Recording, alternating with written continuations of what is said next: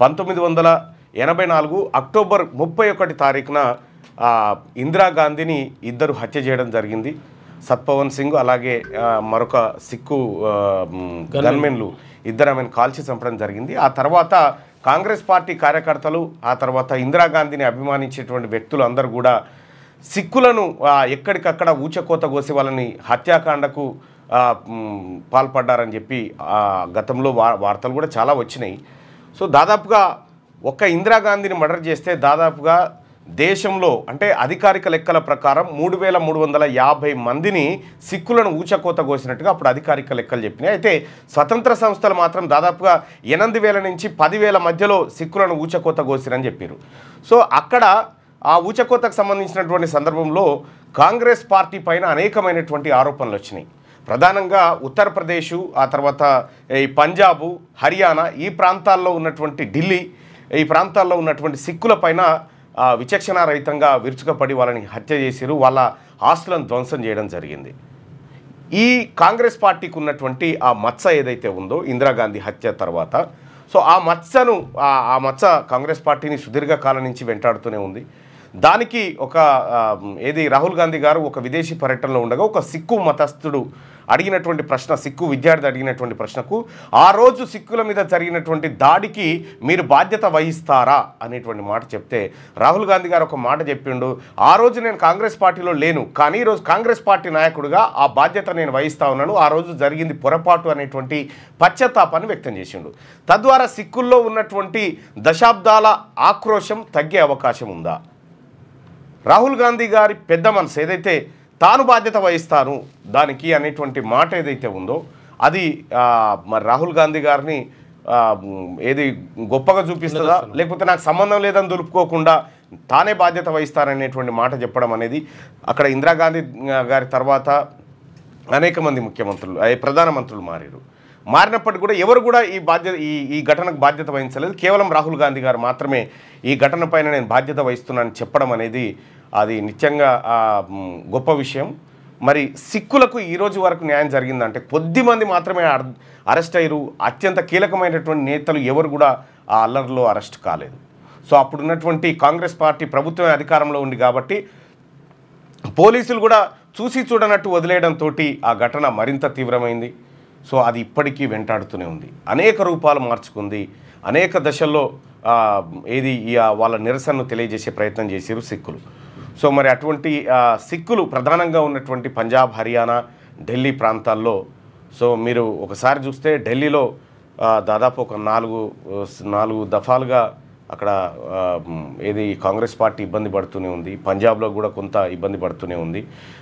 ఈ ఘటన తర్వాత అకాలీదళ్ పంజాబ్లో అత్యధికంగా సీట్లు సాధించి అధికారంలోకి వచ్చింది. ఆ తర్వాత కాంగ్రెస్ పార్టీ కొద్ది రోజులు అధికారంలో ఉన్నప్పటికీ ఆ తర్వాత అంతర్కలహాలతోటి అది పోయిన తర్వాత అక్కడ ఆమ్ ఆద్మీ పార్టీ అధికారంలోకి వచ్చింది. ఉత్తరప్రదేశ్లో కూడా సేమ్ అదే పరిస్థితి. ఉత్తరప్రదేశ్లో కాంగ్రెస్ పార్టీ అధికారం కోల్పోయి చాలా రోజులు అయిపోయింది. ఇక ఢిల్లీలో అయితే శిలా దీక్షిత్ తర్వాత మళ్ళీ కాంగ్రెస్ పార్టీ అధికారంలోకి రాలేదు. ఈ ఘటన తర్వాత దాని ఎఫెక్ట్ అంతా దేశవ్యాప్తంగా పడింది. ఈ దేశంలో ఉన్నటువంటి సిక్కులు అభద్రతాభావానికి గురైనటువంటి అమానవీయ ఘటన ఏదైతే ఉందో దానికి రాహుల్ గాంధీ గారు ఒక రకమైనటువంటి క్షమాపణ చెప్పిండనే అనుకోవాలి. మరి క్షమాపణ చెప్పినంత మాత్రాన సిక్కుల్లో ఉన్నటువంటి ఆవేదన ఎవరో ఇద్దరు బాడీగార్డులు, సిక్కు బాడీగార్డులు చంపేస్తే దానికి మిగతా సిక్కులు ఎందుకు బాధ్యత వహించాలనేటువంటి చర్చ చాలా అంతర్జాతీయంగా జరిగింది. సో ఆ తర్వాత కూడా దాన్ని అట్లే నడుచుకుంటూ వచ్చినారు. మొత్తానికి రాహుల్ గాంధీ గారు దీనికి ఆన్సర్ చెప్పక తప్పలేదు, చెప్పడం కూడా పెద్ద మనసుతో చెప్పిండు. ఇది జరిగినటువంటి ఘటన. సో అది ఇవాళ నేషనల్ మీడియాలో కానీ ఇంటర్నేషనల్లో కానీ చర్చగా మారినటువంటి సందర్భం. అయితే ఘటన జరిగిన తర్వాత అసలు యాక్చువల్గా విషయం ఏమిటంటే ఈ బాడీ గార్డ్స్ ఉన్నారు కదా, ఈ బాడీ గార్డ్కి సంబంధించి ఎవరైతే ఇందిరాగాంధీని చంపేసినారో ఆ చంపేసిన వాళ్ళ ఫోటోలు అంటే సిక్కులకు వీరులకు సంబంధించినటువంటి ఒక మ్యూజియం ఉంటుంది అనమాట. ఆ మ్యూజియంలో ఇలా ఫోటోలు కూడా పెట్టారట. యాక్చువల్లీ అక్కడ పొరపాటు జరిగింది. విషయం ఏంటంటే భగత్ సింగ్ లాంటి వాళ్ళు గొప్ప గొప్ప వీరులు ఎందుకు ఇందిరాగాంధీని వీళ్ళు చంపాల్సి వచ్చింది, ఎందుకు ఇందిరాగాంధీని చంపాల్సి వచ్చిందంటే అది ఆపరేషన్ బ్లూ స్టార్ అనుకుంటా. ఆపరేషన్ బ్లూ స్టార్ అనేటువంటి స్వర్ణ దేవాలయంలోకి ఉగ్రవాదులు చొరబడ్డటువంటి సందర్భంలో భారత ఆర్మీ ఫోర్సెస్ బూట్లు ధరించి గుడిలోకి పోయారు అనేటువంటి ఆరోపణ. బూట్లు ధరించి పోవడం ఒకటి, అందులో రక్తపాతం అంటే అక్కడ ఉన్నటువంటి ఉగ్రవాదులను కాల్చి చంపేశారు. నిజంగా చెప్పాలంటే అసలు యాక్చువల్గా ఇందిరాగాంధీకి దీనికి సంబంధం లేదు అసలు యాక్చువల్గా, అంటే లేదు. కానీ సిక్కులు ఒక రకమైన ద్వేషాన్ని పెంచుకున్నారు. ఇందిరాగాంధీ కావాలనే మా మతాన్ని మా ఆచారాలను కించపరుస్తూ మా దేవాలయంలోకి ఇట్లా బూట్లు వేసుకొని పాదరక్షాలు వేసుకొని లోపలికి, వాస్తవానికి మీకు సిక్కు దేవాలయాల కాడ మీరు చూస్తే అబ్జర్వ్ చేస్తే అక్కడ ఐఏఎస్లు ఐపీఎస్లు కూడా ఏది చెప్పుల స్టాండ్ దగ్గర కూర్చుంటారు. వచ్చిన వాళ్ళ చెప్పులు తీసుకొని తూడ్చి ఆడబెడతారు. అంత పవిత్రంగా భావిస్తారు వాళ్ళ సిక్కులు. సో అది డిస్టర్బ్ అయింది. ఆ డిస్టర్బెన్స్ వల్ల ఇందిరాగాంధీ హత్య, ఆ తర్వాత ఇప్పుడు రాహుల్ గాంధీ గారు కూడా క్షమాపణ చెప్పుకోవాల్సినటువంటి పరిస్థితులు వచ్చినాయి. సో ఏదేమైనప్పటికీ కూడా రాహుల్ గాంధీ గారు చెప్పినటువంటి మాట కొంతమంది సిక్కులను సంతృప్తిపరచవచ్చు, కానీ మెజారిటీ సిక్కులు మాత్రం ఇంకా ఆ భయాందోళనలో ఉన్నమాట వాస్తవం. అసలు యాక్చువల్గా విషయం ఏంటంటే ఇక్కడ ఇందిరాగాంధీ కానీ ఇక్కడ రాజీవ్ గాంధీ కానీ ఇద్దరు కూడా ఉద్దేశపూర్వకంగా చేసినవి కాదు, కానీ అక్కడ ప్రధానమంత్రిగా ఉన్నారు కాబట్టి ఆ ప్లేస్లో ఉన్నారు కాబట్టి బాధ్యత వహించాల్సి వస్తుంది. ఇప్పుడు ఏమైంది, ఇక్కడ ఈ సిక్కులకు సంబంధించి స్వర్ణ దేవాలయంలోకి వీళ్ళు బూట్లతో వెళ్ళిండ్రు అనేది ఒకటి, తర్వాత అక్కడ ఉన్నటువంటి ఉగ్రవాదుల్ని లోపల కాల్చి చంపారు. కాల్చి చంపకపోతేనేమో ఉగ్రవాదులతోటి ముప్పు ఉంటుంది. ఒకవేళ కాల్చి చంపినరు అంటేనేమో అక్కడ రక్తపాతం ఉండొద్దు. అసలు యాక్చువల్గా వాళ్ళు చాలా పవిత్రంగా భావిస్తారు కాబట్టి ఈక్వెడార్ రాయబార కార్యాలయంలో అసాంజే దాచుకున్నట్టుగా అయిపోయింది. ఇది ఒకటి. ఇప్పుడు శివలింగం మీద తేలు, ఒక్క మాటలు చెప్పాలంటే శివలింగం మీద తేలు లెక్క ఉన్నది. దాన్ని చెప్తూనే కొడితేనేమో శివుని కొట్టినట్టు, కొట్టకపోతే తేలు ఉంటుంది. ఆ పరిస్థితి ఉండే అట్లా. సో రాజీవ్ గాంధీ గారిని చంపింది కూడా, రాజీవ్ గాంధీ గారిని ఎల్టీటీ వాళ్ళు చంపినటువంటి ఘటన ఏదైతే ఉందో అది కూడా రాహుల్ గాంధీ గారు, రాజీవ్ గాంధీ గారు కావాలని చేసి ఉద్దేశపూర్వకంగా చేసింది కాదు. అయితే అక్కడ ఉన్నటువంటి శాంతి భద్రతల నేపథ్యంలో ఒక శాంతి ఫోర్స్ని అక్కడ పంపించడం ద్వారా ఎల్టీటీ వాళ్ళ కోపం వచ్చి మానవ బాంబు రూపంలో శ్రీ పెరంబదూర్లో ఆయనని పేల్చేసి మానవ బాంబు రూపంలో పేల్చేసి చంపేయడం జరిగింది. ఈ రెండు ఘటనలు నిజంగా రాహుల్ గాంధీ గారి కుటుంబంలో అత్యంత దారుణమైనటువంటి పరిస్థితులను ఎదుర్కొంది ఆ సందర్భంలో. సో ఈ రెండు ఘటనలు కూడా అటు శ్రీలంక విషయంలో ఒకటైతే ఇటు స్వర్ణ దేవాలయం విషయంలో మరో ఘటన జరిగింది. ఏదేమైనప్పటికీ కూడా రాహుల్ గాంధీ గారు చెప్పినటువంటి మాట ఏదైతే దానికి నేను బాధ్యత వహిస్తాను అనేటువంటి మాట ఏదైతే ఉందో అది 100% మంచి మాట, గొప్ప విషయం. ఇక ఇప్పుడు సపోజ్ దేనికైనా వాళ్ళ బాధ్యత వహిస్తారు. ఇప్పుడు ఈ మరి బ్యాంకులు గింకులన్నా లూటీ చేసుకొని వెళ్ళిపోయారు కదా నరేంద్ర మోడీ గారు, ఇలా సంగతి ఏందని అడిగితే ఆయన మీద ఒక చిన్న కుమార్ విశ్వాస్ ఒకటి పాడతాడు. బ్యాంకు లూటుకరు నీరవ్ బాగా సోతా చౌకీదార్. బ్యాంకును లూటి చేసుకొని నీరవ్ వెళ్ళిపోతే చౌకీదారుడు నిమ్మలంగా నిద్రపోయాడు. కుజిబీ పూచో ఏకీ ఉత్తర్ నెహ్రూ జిమ్మేదార్ అంటాడు ఈయనని అడిగితే. నరేంద్ర మోడీ గారిని అడిగితే బ్యాంకులు లూటి చేసుకొని పోతావు రే అంటే నువ్వు ఏమన్నా చేయి, నెహ్రూ జిమ్మేదారు దీనికని అంటాడట. అంటే బాధ్యత లేనటువంటి వ్యక్తులకు బాధ్యత ఉన్నటువంటి వ్యక్తులకు ఉన్నటువంటి తేడా. ఇక మార్నింగ్ న్యూస్లోకి వెళ్దాం. మార్నింగ్ న్యూస్లోకి వెళ్తే ఇవాళ రాజీవ్ గాంధీ విషయంలో కూడా అసలు యాక్చువల్గా ఏమవుతుంది, ఎల్టీటీ తీవ్రవాదం సంపాదించి ఎందుకు వచ్చిందంటే అసలు యాక్చువల్గా తమిళని చంపాలనే ఉద్దేశం కాదు. ఇక్కడ విషయం ఏంటంటే తమిళులకు అక్కడ శ్రీలంకలో అన్యాయం జరుగుతుంది కాబట్టి మేము శ్రీలంకకు వ్యతిరేకంగా పోరాటం చేస్తామని ఎల్టీటీ చెప్తుంది. ప్రభాకరన్ చెప్తున్నప్పుడు అప్పుడు వాళ్ళు ఏం చేసిండ్రు అసలు యాక్చువల్గా ఈ మన వాళ్ళని కాపాడుకోవడం. ఆపరేషన్ టైగర్ హంట్ అని ఒక బుక్ ఉంటుంది. ఆ ఆపరేషన్ టైగర్ హంట్ అంటే ఎల్టీటీ ప్రభాకరన్ ఎట్లా వేటాడిర్రు, ఎట్లా liberation of Tamil ఈలం tiger LTT అని ఉంటుంది. ఆ టైగర్ ఏది ప్రభాకరన్ ఎల్టీటీ అండ్ ప్రభాకర్ని ఎంత చాకచక్యంగా చంపిరు, ఏం జరిగింది, ఆయన ఎట్లా వేటాడిరు అనేది ఒక జర్నలిస్ట్ రాసిండు. అది ఇంగ్లీష్ వర్షన్ బుక్, అది నా దగ్గర ఉంది, నేను ఒక సగం వరకు చదివినది. సో అది దాన్ని బట్టి చూస్తే సో ప్రభాకరన్ ప్రభావము ఒక రకంగా ఏది శ్రీలంకలో ఆయనకు separate air force, separate army, separate ఇంకా సూసైడ్ బాంబర్సు, ఇంకా అది ఊహించలేము. అసలు కారణం ఏంటి అంటే యాక్చువల్గా విషయం ఏంటంటే ఈ తమిళ సంతతికి చెందినటువంటి వాళ్ళు కొన్ని జిల్లాలు ఉన్నాయి ఎక్కడ అదేది శ్రీలంకలో. ఆ జిల్లాల్లో ఉన్నటువంటి ప్రజలని అక్కడ ఉన్నటువంటి శ్రీలంకలో ఏం చేశారంటే కనీసం 2వ తరగతి పౌరులుగా కూడా చూడనటువంటి పరిస్థితి. వాళ్ళకి ఓటు హక్కు లేదు, తర్వాత ఏమి లేకపోవడం కాకుండా వాళ్ళని బానిసలుగా చూసిండ్రు. అరే అట్లా చూడొద్దున్నాడు ఆయన, మనిషిని మనిషిగా చూడాలని చెప్పేసి ప్రభాకరన్ కోణంలో అది కరెక్ట్. అయితే ప్రపంచ కోణంలో ఒకటి తప్ప. అయితే ప్రపంచ కోణం ఎప్పుడు వచ్చిందంటే అసలు యాక్చువల్గా నిజంగా చెప్పాలంటే అక్కడ జరుగుతుంది అన్యాయం. ఈ అన్యాయం మీద పోరాటం చేస్తుంది ప్రభాకరన్ చేస్తుంది న్యాయమే, కానీ న్యాయ పోరాటమే. కాకపోతే విషయం ఏంటంటే వీళ్ళు మానవ బాంబులుగా వెళ్ళిపోతారు. ఒకటి అది అక్కడ జరిగినప్పుడు ఏమంటుందంటే ఈ శ్రీలంకకు సంబంధించినటువంటి మంత్రులను కూడా వేల్చేసారు వీళ్ళు. వేల్చడం కాదు, ఒకసారి రాజీవ్ గాంధీ గారు శ్రీలంక పర్యటనకు పోతే గార్డ్ ఆఫ్ ఆనర్ తీసుకుంటారు కదా ఎవరు మన సైనికులంతా తీసుకుంటుంటే ఓ సైనికుడు గన్ను తీసుకొని రాజీవ్ గాంధీని కొడతాడు. సో అది తమిళ వాళ్ళు ఉన్నారు అక్కడ, కొంతమంది జైన్ అయ్యారు. Yes right. మార్నింగ్ న్యూస్లోకి వెళ్దాం మిత్రులారా. మార్నింగ్ న్యూస్లోకి వెళ్తే ముందుగా ఈనాడు దినపత్రికలో ఉన్నటువంటి వార్త చూద్దాం. ఏం చేస్తున్నారు? సేవింగా స్పేవింగా? డిస్కౌంట్ల పేరుతో ఊరించడం, ఆలోచించుకునే సమయం కూడా ఇవ్వకపోవడం, ఏదో కొందామని వస్తే అవసరం లేనివన్నీ కొనుక్కునేలా చేయడం, ఇదంతా ఓ మార్కెటింగ్ వల్ల. దాని పేరే స్పేవింగ్ అట. చాలా డేంజర్ ఉంటుంది. ఇప్పుడు సూపర్ మార్కెట్కి పోగానే మనకు కావాలి 2000 బిల్లు, మనకు మొత్తం బిల్లు అనేది కాదు. ఫస్ట్ ఏం చేస్తారంటే కావాల్సిన వస్తువు కావాల్సింది మనకు ఒక సంతూర్ సోపు కావాలి, ఒకటే కావాలి. వాస్తవానికి మనకున్న బడ్జెట్కి ఒకటి కావాలి. దాన్ని ఏం చేస్తాడంటే 3 కట్టి ప్యాక్ చేస్తాడు. ప్యాక్ చేసి దాని మీద ₹5 డిస్కౌంట్ అని పెడతాడు. ₹5 డిస్కౌంట్ అని పెడతాడు. ఇదేం చేస్తాడంటే మనకు కావాల్సింది ఒకటి, మనం దాన్ని ₹20 కొందామనుకుంటాం. ఇప్పుడు ₹55 కొనాలి ఈ 3 కలిపి. ఎందుకు ఈయన ఇట్లా పెడతాడంటే ఈ ప్రోడక్ట్ సుదీర్ఘకాలం పాటు మార్కెట్లో ఉండి సేల్ కాకుంటుండడం, లేదు అని అంటే అది దీని ప్లేస్లో ఇంకో కొత్త ప్రోడక్ట్ రావడం. లేకపోతే ఇప్పుడు ఏం జరుగుతుందంటే చలికాలంలో కొద్దిగా సబ్బులు మారుతూ ఉంటాయి, దాంట్లో గ్లీజరిన్ పెరిగేటువంటి సబ్బులు ఉంటాయి. ఎండాకాలంలో ఒక రకమైన, ఈ ఎండాకాలం మాలంతా చలికాలంలో తొందరగా క్లోజ్ చేస్తానికి 5% పెడతాం. మనం తెలవక ఈ కొని పారేస్తాం. అక్కడికి పోతే ఇక ఇంకా ఎక్కువ చాలా చోట్ల డిస్కౌంట్లు ఎక్కువ ఉంటాయి. కొన్ని మాల్లలో ఎట్లా ఉంటాయి అంటే థమ్స్అప్ మీద ₹10 తక్కువ ఉంటుంది. ₹10 ఎందుకు ఉంటాయి అంటే అవి తయారై చాలా కాలం అయింది, ఎక్స్పైరీకి దగ్గర అవుతున్నాయి కాబట్టి తొందరగా సేల్ చేయాలి వాటిని. మనకు తెలియక మనం అరే అగ్గకు వస్తున్నాయి కదా, అగ్గకు వస్తున్నాయి అని కొనుక్కొచ్చుకుంటాం. ₹100 పెట్టి కొనుక్కొచ్చుకుందామని మాలకు పోయినోడు ₹1000 పెట్టుకొని వస్తాడు. మొత్తం భారతదేశంలో 43% మంది షాపింగ్ చేసే దాంట్లో 43% మంది ప్రజలు ఆఫర్లు డిస్కౌంట్లు వస్తున్నాయని ఎక్కువ ఖర్చు పెట్టుకుంటారు. వాస్తవం, అది ఎక్కువ ఖర్చు పెట్టుకుంటారు. దాదాపు వీళ్ళు పెట్టేటువంటి సంపద వ్యవహారాలన్నీ ఒకసారి చూద్దాం. హైదరాబాద్కు చెందిన ఓ వ్యక్తి తన బంధువు ఇంటికి వెళ్ళాడు. అక్కడ 2 లీటర్ల లిక్విడ్ డిటర్జెంట్ ప్యాకెట్లు ఉండడాన్ని గమనించాడు. ఇన్ని ఎందుకు కొన్నారని అడిగితే ఆఫర్లో ఉందని కొన్నానని ఆ బంధువు సమాధానం ఇచ్చారు. వంటగదిలో పాత్రలు పెట్టుకునే స్టాండ్లు 3 ఉన్నాయి. ఇక్కడ మునుపటి సమాధానమే వచ్చింది. కాసేపటి తర్వాత అతనికి అర్థమైంది ఏమిటంటే తన బంధువుకు షాపింగ్ వ్యసనంగా మారిందని. ఇక విజయవాడకు చెందిన ఓ యువకుడు స్నేహితులతో కలిసి రూమ్ అద్దెకి తీసుకొని ఉంటున్నాడు. రోజువారీ తమకు కావలసిన వస్తువుల కొనుగోలు ఓ మార్ట్కి వెళ్ళాడు. అక్కడ 2 కొంటే 1 ఉచితం అనే బోర్డులు ఉండడంతో తనకు కావాల్సిన వస్తువులను ఎక్కువగా తీసుకున్నాడు. 300కు సరిపోతాయి అనుకుంటే ₹750 ఖర్చయ్యాయి. డిస్కౌంట్లు ఉన్నాయి కదా, పొదుపు చేస్తున్నాననే భ్రమలో పడి ఎక్కువ మొత్తం ఖర్చు చేస్తూ ఉన్నారు. ఒకసారి ఆ బోర్డు పెడితే ఈ డిస్కౌంట్ల సంగతి ఒకసారి చూద్దాం. ఈ ఎంత ప్రమాదకరంగా ఉంటాయంటే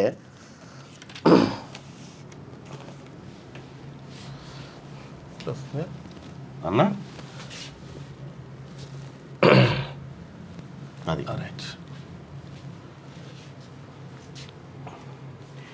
మనం షాపింగ్ పోతా ఉన్నాం. షాపింగ్ పోయేటప్పుడు ఎట్లాంటి జాగ్రత్తలు తీసుకోవాలి? అసలు మనల్ని మాయామత్తులో నెట్టేస్తారు. ఆడి పోగానే ఫస్ట్ ఎంట్రన్స్ కాడ ఎటువంటి వస్తువులు పెట్టాలి, లోపలి పోయిన తర్వాత ఎటువంటి పెట్టాలి, ఏ వస్తువు పక్క పొంటి ఏ వస్తువు ఉండాలి. బిల్లు దగ్గర కూడా పెడతారు కొన్ని వస్తువులు. సపోజు ఇప్పుడు గోధుమ పిండి పక్క పొంటి ఏది అది పీటే, అది రొట్టెలు చేసే పీటే, అది తాల్చేది, ఇవన్నీ పెడతారన్నట్టు. అంటే మనకు కావాల్సిన గోధుమ పిండి, కానీ ఇవి కూడా చూపిస్తారు పక్క పొంటి. దీని పక్క పొంటి మళ్ళా ఈ గోధుమ పిండికి సంబంధించినటువంటి ఏ ఆయిల్ వేస్తే ఉబ్బుతాయి, ఇందులో ఏమేమి వేయాలి, ఇవన్నీ వస్తువులు ఓ క్రమ పద్ధతి ప్రకారంగా చేసుకుంటూ వస్తారన్నట్టు. సో ఇట్లా మనం ఒకటి కొనాల్సింది పోయి 10 కొనుక్కొని వస్తాం. జిన్ పాయింట్లు ఒకటి కొందామని పోతాం, డిస్కౌంట్లో 3 ఉంటాయి. 3 కొంటే 20% తక్కువ అంటాడు. 3 కొంటే ఈయన బడ్జెట్ కంటే ఎక్కువ పెట్టి దాన్ని కొనుక్కొని వస్తాడు. అంటే ఈయన సగటున ఒక నెలకు ₹5,000 షాపింగ్ చేద్దాం అనుకుంటే 15,000 చేపిస్తాయి ఈ మార్కెటింగ్ స్ట్రాటజీలంతా. సో దీనికి సంబంధించినటువంటి ఒక చిన్న లెక్క కనుక మనం చూసుకుంటే ఆన్లైన్ షాపింగ్ ఎట్లా ఉందంటే ఇప్పుడు ఎవడు ఏం కొనాలన్నా బుక్ చేయి, ఆర్డర్ పెట్టు, ఆన్లైన్లో ఆర్డర్ పెట్టు, ఇంటికి వచ్చి ఇచ్చిపోతాడు. అది కూడా మళ్ళా మన కక్కెర్రాని కూడా 499 కంటే ఎక్కువ కొంటే ఫ్రీ డెలివరీ. ఇట్లా ఫ్రీ డెలివరీ, ఆఖరికి పిడికెలు కూడా పంపుతారు ఇప్పుడు ఆన్లైన్లో. పిడికెలు 100కు తక్కువ చేయొద్దు, మళ్ళా అదో లిమిట్. ఇక్కడ ఆన్లైన్ షాపింగ్ కథ ఆన్లైన్ షాపింగ్ మన దేశంలో ఎట్లా ఉంది, దీని ద్వారా మనం ఎంత ఖర్చు పెడతా ఉన్నాం, ఆన్లైన్ మన హృదయాలలోకి ఎట్లా జరిగిపోయింది. వాడు ఇంటి పని మనిషి లెక్క ఆన్లైన్, అమెజాన్, ఫ్లిప్కార్ట్ సార్. మనం అప్పుడు ఏం చేస్తుంటే ఏమైనా కావాలంటే పైసలు తీసుకొని పోయి షాప్కి పోయి కొనుక్కొచ్చుకుంటుంటే. ఇప్పుడు అట్లేం లేదు, ఆర్డర్ పెడితే వస్తుంది మళ్ళీ వేగంగా డెలివరీ. 2023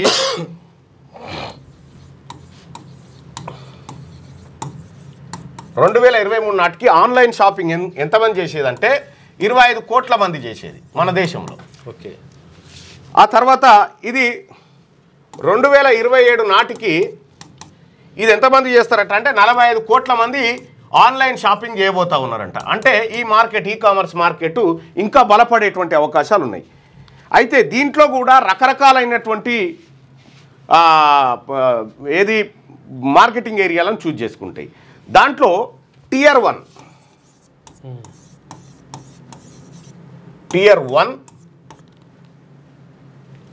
2, 3, 4. సో ఆన్లైన్ మార్కెటింగ్లో అమెజాన్, ఫ్లిప్కార్ట్ ఇవన్నీ దేని మీద ఫోకస్ పెడతాయి అంటే ఇక వీటి మీద దృష్టి పెడతాయి. టియర్ 2, టియర్ 3 మీద. ఈ టియర్ 1 పట్టణాలంటే ఏంటి అంటే హైదరాబాదు, ఆ తర్వాత ఢిల్లీ, ఆ తర్వాత కోల్కతా, ముంబై ఇటువంటి టియర్ 1కి వస్తాయి. అంటే ఎక్కువ జనాభా ఉన్నాయి. ఇవేమో టియర్ 2, టియర్ 3 కేడికి వస్తాయి అంటే ఈ టియర్ 2 అంటే వరంగల్, కరీంనగర్, విజయవాడ ఇటువంటి పట్టణాలు. ఇక టియర్ 3 అంటే 1,00,000 పైచిలకు జనాభా ఉన్నటువంటి. ఇక టియర్ 4 అంటే గ్రామీణ ప్రాంతాలకు సంబంధించినటువంటి పట్టణాలు. అయితే ఇక్కడ 80% ఆన్లైన్ షాపింగ్ అంతా ఈ రెండింటి దగ్గర జరుగుతుంది. 80% షాపింగ్ అంతా ఇక్కడ ఉన్నటువంటి ప్రజలు ఆన్లైన్ షాపింగ్ కంటే ఎక్కువ ఆఫ్లైన్కి వెళ్ళిపోతూ ఉన్నారు. అంటే నేరుగా పోయేవాళ్ళు కొద్దిగా తక్కువ షాపింగ్ చేసి పట్టణ ప్రాంతాలు,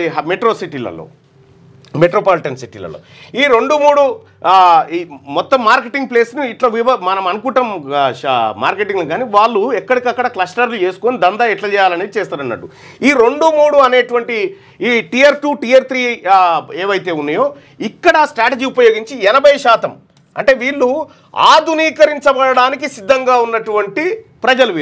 వీళ్ళు మోడర్న్ వస్తువులను కోరుకుంటూ ఉంటారు. వీళ్ళు ఆల్రెడీ కొంత ఆధునీకరించబడి అన్ని చూసినటువంటి వాళ్ళు కదా. ఇగో ఇక్కడ కొడతారన్నట్టు దెబ్బ. 80% షాపింగ్ ఇక్కడే జరుగుతుంది. ఇక ఒకవేళ డిస్కౌంట్ ఇస్తున్నారని చెప్తే ఈ డిస్కౌంట్ మన కొంప ముంచేది ఇదే. డిస్కౌంట్ ఉన్నది ఒక వస్తువు మీద అని చెప్తే టియర్ 2 అండ్ 3 ఈ పట్టణాల ప్రజలు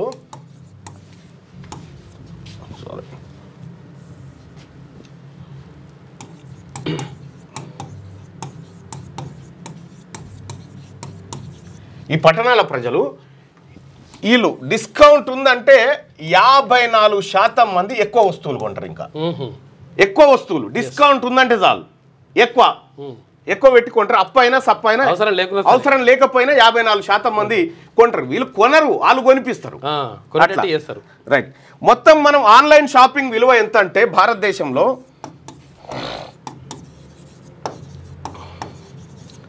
ఒక ఏడాది ఆన్లైన్ షాపింగ్ విలువ ఎంతంటే 5,89,000 కోట్లు.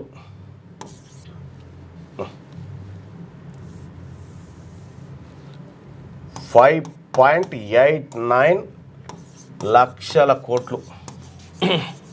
ఇగో ఇంత ఒక ఏడాదికి మన ఇండియాలో జరుగుతున్నటువంటి బిజినెస్. సో అమెజాన్ మనది కాదు, అమెజాన్ అక్కడి నుంచి విదేశీ సంస్థలు ఎక్కువగా మన మ్యాన్ పవర్ ఎక్కడ ఉందో అక్కడ దందా చేస్తూ ఉన్నాయంటూ.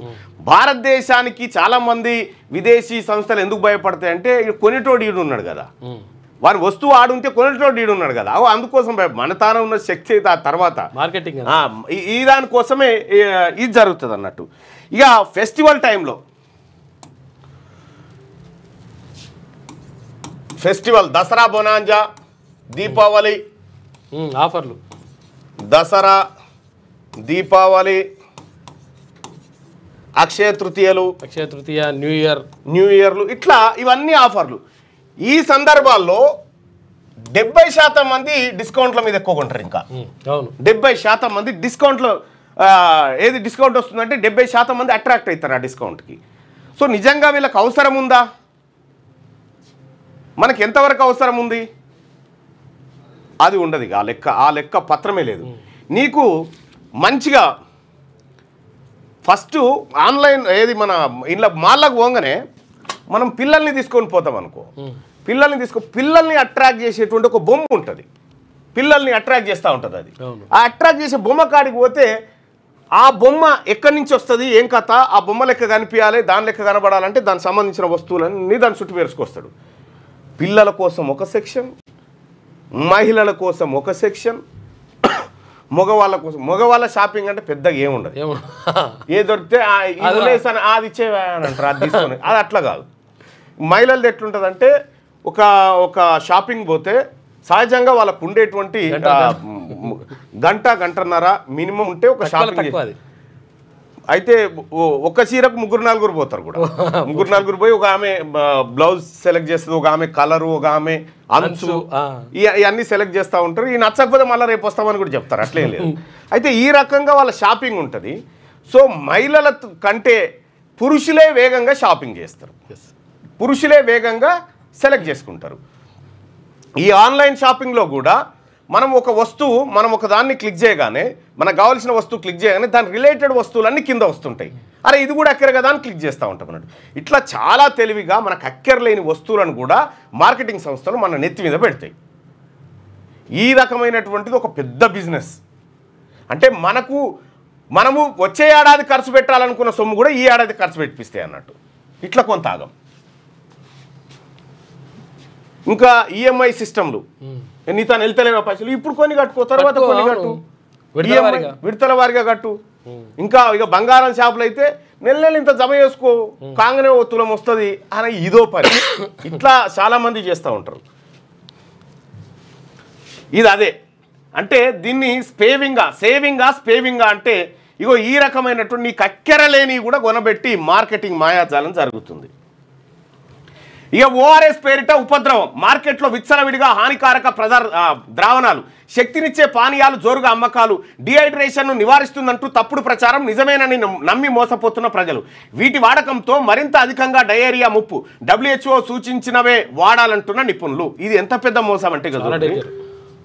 ఓరల్ రీహైడ్రేషన్ సాల్ట్స్, ఓఆర్ఎస్ అంటారు. ఒంట్లోంచి నీరు లవణాలు బయటకు వెళ్ళిపోయిన సందర్భంలో ప్రాణాపాయానికి చేరకుండా కాపాడే దివ్య ఔషధం. పొట్లాల్లో సాచెట్స్లో లభించే ఈ పొడిని నీళ్లలో కలుపుకొని తాగడం ద్వారా అతి క్లిష్టమైన అనారోగ్యం బారిన పడకుండా కాపాడుకోవచ్చు. ఇది ద్రావణంగా మారినప్పుడు ఓరల్ రీహైడ్రేషన్ సొల్యూషన్ అని కూడా పిలుస్తారు. ఈ ఓఆర్ఎస్ ప్యాకెట్లు ప్రభుత్వ ఆరోగ్య కేంద్రాల్లో ఉచితంగానే లభిస్తాయి. అయితే కొన్ని కంపెనీలు ఓఆర్ఎస్ బ్రాండ్ల పేరిట శక్తినిచ్చేదిగా, డిహైడ్రేషన్ను నివారించే పానీయంగా తప్పుడు ప్రచారం చేస్తున్నాయి. కొంతకాలంగా దగా చేస్తున్నాయి. హానికారక ద్రావణాలను ఆకర్షణీయ టెట్రా ప్యాకెట్లో నింపి మార్కెట్లో విచ్చలవిడిగా విక్రయిస్తున్నాయి. నిజమే కాబోలని నమ్మి ఇటు కొంటా ఉన్నారు. దేశంలో 5 ఏళ్లలోపు పిల్లల మరణాల్లో 13% విరేచనాల వలనే. అంటే పిల్లలు 5 ఏళ్లలోపు పిల్లలు 13% మంది చనిపోతున్నది దేని కారణంగా అంటే ఈ డిహైడ్రేషన్ వల్లనే. విరోచనాలు అంటే మోషన్స్, అధిక మోషన్స్ పెట్టడం వల్ల, అంటే నీళ్ళే పోతున్నాయి. డిహైడ్రేషన్ సరైన సమయంలో చికిత్స అందించకపోవడం వల్ల ఈ మరణాలు సంభవిస్తున్నాయని గుర్తించిన WHO డిహైడ్రేషన్కు అత్యంత ప్రాధాన్యం ఇవ్వాలని సూచించింది. శరీరంలో నుంచి కోల్పోయిన లవణాలు నీటిని తిరిగి భర్తీ చేయాలంటే ఓఆర్ఎస్ను తప్పనిసరిగా వినియోగించాలని WHO స్పష్టం చేసింది. వరల్డ్ హెల్త్ ఆర్గనైజేషన్ చెప్పింది. శరీరం నుంచి బయటికి ఏదైతే వెళ్ళిపోయినాయో ఆ ద్రావణాల రూపంలో అవి మళ్ళీ అందులో ఆ కంటెంట్ ఉండాలంటే ఈ ఓఆర్ఎస్లు తప్పనిసరి అని చెప్పింది. అయితే ఓఆర్ఎస్ ఎలా పనిచేస్తుందంటే ప్రపంచ ఆరోగ్య సంస్థ సూచనల మేరకు భారత్లో సెంట్రల్ డ్రగ్ స్టాండర్డ్స్ ఆర్గనైజేషన్ అనుమతి మేరకు తయారు చేసే ఔషధం ఇది. 20.5 గ్రాములున్న ప్రామాణిక ఓఆర్ఎస్ ప్యాకెట్లో 2.6 గ్రాముల సోడియం క్లోరైడ్, 13.5 గ్రాముల గ్లూకోజు, 1.5 గ్రాముల పొటాషియం క్లోరైడ్, 2.9 గ్రాముల ట్రైసోడియం సిట్రేట్లు ఉంటాయి. ఓఆర్ఎస్లోని గ్లూకోజ్ శరీరంలోకి వెళ్ళేటప్పుడు నిర్దేశిత సోడియంను అవసరమైన నీటిని కూడా తనతో పాటు తీసుకెళ్తుంది. శరీరంలో యాసిడ్ల మోతాదు పెరగకుండా సిట్రేట్ చూసుకుంటుంది. 20.5 గ్రాములున్న ఒక సాచెట్లోని పొడిని మరగబెట్టి చల్లార్చిన 1 లీటర్ నీటిలో కలిపి తీసుకోవాలి. ఈ అన్ని లంగముచ్చట్లు ఎందుకు? ఒక్కటే మాట. మీకు ఈ ఓఆర్ఎస్కు బదులు ఏంది ఆల్టర్నేట్ అంటే చాలా ఈజీ, ఇంట్లో ఉండేదే. 1 లీటరు నీళ్లు శుద్ధమైనవి, లేకపోతే కాచి వడవసినాయి, కాచి వడబోసినటువంటి నీళ్ళు 1 లీటర్ నీళ్ళు తీసుకొని ఈ 1 లీటర్ నీళ్ళలో 6 టీ స్పూన్లు చక్కెర, అర స్పూను సాల్ట్, ఉప్పు వేయాలి, ఉప్పు గింతే లెక్క.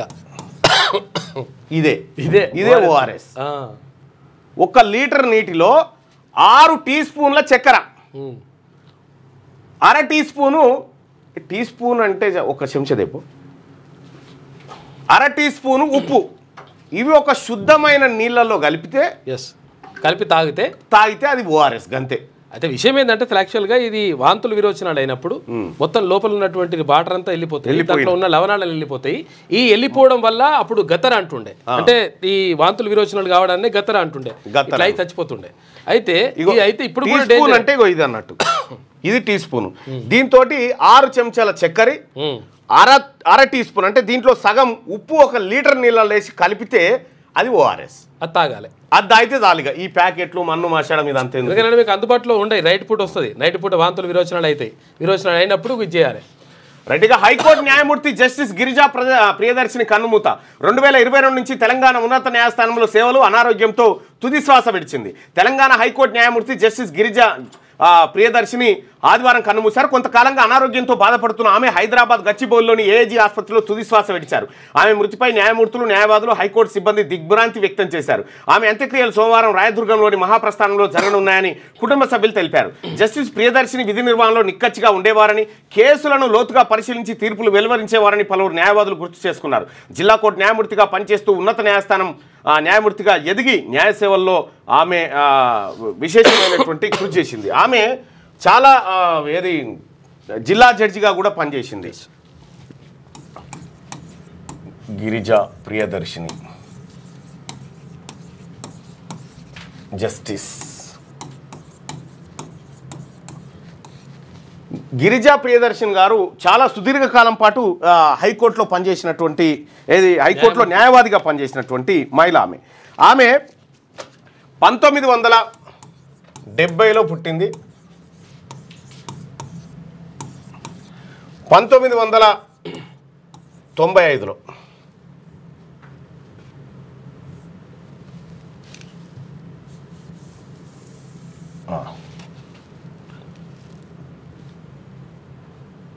బయటే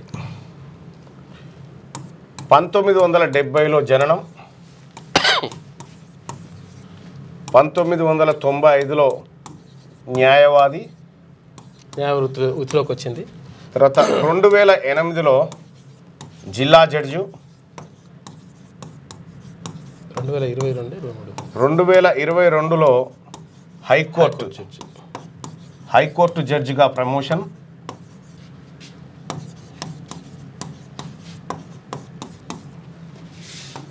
2025 మే 5 మరణం. ఇది ఆమె ప్రస్థానం. ఆమె విశాఖపట్నానికి సంబంధించినటువంటి విశాఖపట్నంలో పుట్టినటువంటి జస్టిస్ గిరిజా ప్రియదర్శన్ గారు. సో 2008లో జడ్జిగా తన జీవితాన్ని ప్రారంభించింది. ఆ తర్వాత 2022లో ఆమె హైకోర్టు జడ్జిగా ఎలివేట్ అయ్యి ఇక్కడికి వచ్చిన తర్వాత కేవలం 3 సంవత్సరాలు మాత్రమే హైకోర్టు జడ్జిగా పనిచేసి చనిపోయింది. వివాదం లేనటువంటి మహిళ జడ్జి. రైతులకు విశిష్ట గుర్తింపు కార్డు రాష్ట్రంలో నేటి నుంచి నమోదు, కేంద్ర పథకాలకు ఇకపై ఇదే ప్రామాణికమట. ఆధార్ తరహాలో రైతులకు 11 అంకెలతో విశిష్ట గుర్తింపు కార్డులు కేటాయించేందుకు కేంద్ర ప్రభుత్వం చేపట్టిన రైతుల నమోదు ప్రాజెక్టు సోమవారం తెలంగాణలో ప్రారంభం కానుంది. మొదటగా వ్యవసాయ శాఖ కార్యాలయాల్లో నమోదుకు అవకాశం కల్పించారు. త్వరలో మీ సేవా కేంద్రాల్లోనూ నమోదు చేసుకోవచ్చు. ఆధార్ సంఖ్యతో అనుసంధానమైన పట్టాదారు పాస్ పుస్తకంలోని భూ యాజమాన్య వివరాల నమోదు ద్వారా రైతుకు గుర్తింపు కార్డు కేటాయిస్తారు. రైతుల కోసం కేంద్ర ప్రభుత్వం పీఎం కిసాన్, పంటల బీమా, మౌలిక సదుపాయాలకు సంబంధించినటువంటి పలు పథకాలను అమలు చేయాలంటే రైతులకు ఇప్పుడు మనుషులకు ఎట్లయితే అందరికి ఆధార్ కార్డు ఉందో రైతులకు సపరేట్గా మళ్ళొక ఆధార్ కార్డు అసొంటిది ఇస్తారట. 11 అంకెలు ఉంటాయట. దాంట్లో రైతులందరూ దీన్ని సద్వినియోగపరచుకోండి. ఇక ఉద్యోగుల సమస్యలు సత్వరం పరిష్కరించాలి. లేని పక్షంలో జూన్ 9 తర్వాత ప్రత్యక్ష ఆందోళనలు. ఉద్యోగ ఉపాధ్యాయ సంఘాల ఐకాస కఠినంగా నీటి ప్రశ్నపత్రం నేడు ఎంసెట్ ఇంజనీరింగ్కి. ఇది పక్కకు పెడితే ఉద్యోగుల సమస్యలు సత్వరం పరిష్కరించాలి. తెలంగాణ రాష్ట్రంలో ఉద్యోగులు మేము సమ్మెకు పోతామని, మేము దీక్ష నిరాహార దీక్షలు చేస్తామని చెప్పి ప్రభుత్వం ముంగట ఒక ప్రతిపాదనను పెట్టడం జరిగింది. ఇది చాలా సెన్సిటివ్ అయినటువంటి విషయం. వాస్తవానికి రాష్ట్ర ప్రభుత్వం ఏం బకాయి లేదంటే ఉంది.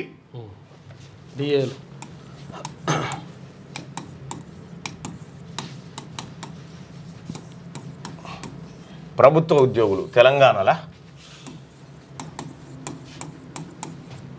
తెలంగాణ ప్రభుత్వ ఉద్యోగులు ప్రభుత్వానికి సర్వీస్ చేస్తున్నటువంటి వాళ్ళు ఎవరెవరంటే ప్రభుత్వ ఉద్యోగులు, కాంట్రాక్ట్ వాళ్ళు, అవుట్సోర్సింగ్ వాళ్ళు అందరూ కూడా కలిపి పనిచేశారు.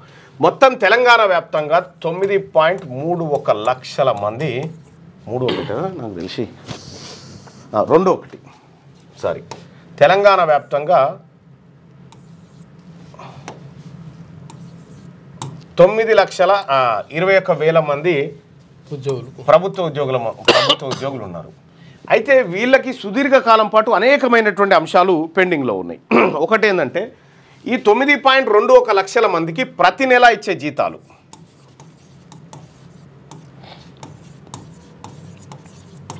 ప్రతి నెల ఎంత జీతాలు ఇస్తారు వీళ్ళకంటే 4,539 కోట్లు, 7-9 కోట్లు. ఇది కామ కాదు, ఇన్ని కోట్ల జీతాలు ఇస్తారు ప్రతి నెల. అయితే వీళ్ళకు సంబంధించినటువంటి కొన్ని అంశాలు ఉంటాయి. ఒకటి medical reimbursement,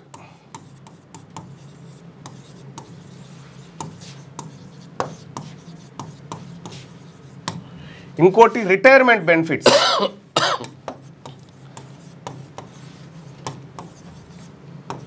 pensions, retirement benefits, pensions. ఇవి కాకుండా ఇంకా కొన్ని ఉంటాయి. అయితే ఇవి దాదాపుగా ఇవన్నీ కలిపి 8 నుంచి 10,000 కోట్ల మధ్యలో వేరకపోయినట బకాయిలు. ఇవి కాకుండా పిఆర్సీ రావాలి, మళ్ళా పిఆర్సీ, మళ్ళా 5 డిఏలు ఇవి రావాలి. ఇవన్నీ 8 నుంచి 10,000 కోట్ల వరకు పేరుకపోయినాయి. వీటి సంగతి ఏంది తేల్చండి, లేకపోతే మేము ప్రభుత్వానికి సహకరించమనేటువంటి డిమాండ్ తోటి వాళ్ళు జూలై 3 దాకానో ఏమో టైమింగ్, జూలై 3 జూన్ 9 దాకా టైం ఇచ్చారు. రాష్ట్ర ప్రభుత్వం మొన్న ఆర్టీసీ వాళ్ళు కూడా ఇదే పరిస్థితి.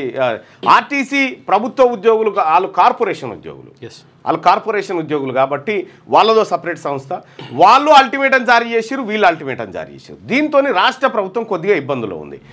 నేనే మండల్లో ముఖ్యమంత్రి గారిని అడిగిన, ఈ ఉద్యోగులకు సంబంధించినటువంటి అంశం ఏంది అని అడిగితే, ఇస్తా కానీ ఇక్కడి నుంచి రిటైర్ అయ్యే వాళ్ళని వెంటనే పడతాయి, కానీ పెండింగ్ ఉన్న వాళ్ళని 12 నెలల్లో మొత్తం చెల్లిస్తా అనేటువంటి మాట చెప్పిండు. దానికి ఉద్యోగ సంఘాలు సంతృప్తి చెందలేదు.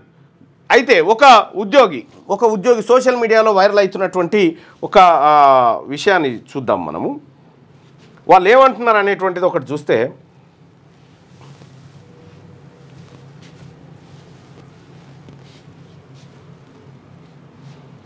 ఇక వాస్తవానికి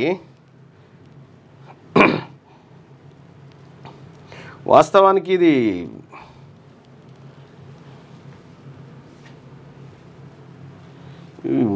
వాళ్ళ కష్టం సొమ్మే, అది వాళ్ళ సొమ్ము వాళ్ళకి ఇవ్వాలి అంతే. వాళ్ళ సొమ్మును ప్రభుత్వాలు వాడుకున్నాయి. సో దాంతో ఇబ్బంది ఎదురవుతుంది. ఒక ప్రభుత్వ ఉద్యోగి ఒక పెన్షనర్ అడుగుతున్నట్టు ఆవేదనతో తెలంగాణ సీఎం రేవంత్ రెడ్డికి ఒక పెన్షనర్ ఆవేదనతో రాసిన లేఖ. నేను మే నెలలో రిటైర్మెంట్ అయినాను, ఇంతవరకు మే నెల అంటే పోయిన ఏడాది, ఇంతవరకు నా GPF final amount, gratuity, commutation 40% amount, 10 months surrender amount ఒక్కటి రాలేదు. ఇవి అన్నీ నా కష్టార్జితం. నేను చేసిన లోన్స్ తీర్చమన్నానా? నాకు ఉచితంగా ఇల్లు కట్టించమన్నానా, ఉచితంగా పెన్షన్ కావాలన్నానా, నాకు ఇంటికి ఉచితంగా కరెంటు బిల్లు కట్టమన్నానా, నాకు తక్కువ రేటుకు గ్యాస్ సిలిండర్ కావాలని అన్నానా, నా భూమిని పండించడానికి ఎకరానికి 15,000 రూపాయలు కావాలి అన్నానా, నా పొలానికి ఉచితంగా కరెంటు కావాలన్నానా, నేను ఉచితంగా గొర్రెలు మేకలు పందులు బర్రెలు కావాలని అన్నానా? వీటిలో ఏది నాకు ఉచితంగా ఇవ్వలేదు. నేను ట్యాక్స్ కట్టినాను, ఎగగొట్టలేదు. నా సంపాదన అంతా ప్రభుత్వ లెక్కే. నా పిల్లలకు స్కాలర్షిప్ లేదు. లక్షల రూపాయలు అప్పులు చేసి ఫీజులు కట్టి చదివించుకుంటున్నాను. అప్పులు చేసి పిల్లలకు పెళ్లిళ్ళు చేసినాను. నేను నా కొడుక్కి సైకిల్పై వెళ్ళి ఇంజనీరింగ్ కాలేజీలో ఫీజు కడితే నాతో కారులో వచ్చిన వ్యక్తి ఫీజు కట్టలేదు. కారణం తెల్ల రేషన్ కార్డు నాకు లేదు. చివరికి ఇల్లు కట్టుకుందాము, ఒక 1/2 ఎకరం పొలం కొందామనుకున్నాం అంటే డబ్బులు లేవు. నేను కష్టపడి రాత్రి పగలు డ్యూటీలు చేసినాను. నా జీవితంలో సగం రాత్రులు రాత్రి డ్యూటీలోనే గడిచిపోయినాయి. ఎంతో ప్రభుత్వానికి ప్రజలకు సేవ చేసినాను. జీవితం అంతా కష్టపడినాను. నేను కష్టపడి దాచుకున్న జీపీఎఫ్ డబ్బులు కూడా ఇవ్వకపోతే ఎలా చెప్పండి? నిజంగా ఎంతమంది ఉచితాలకు అర్హులు? ఎంతైనా ఇచ్చుకోండి, మేము వద్దనలేదు.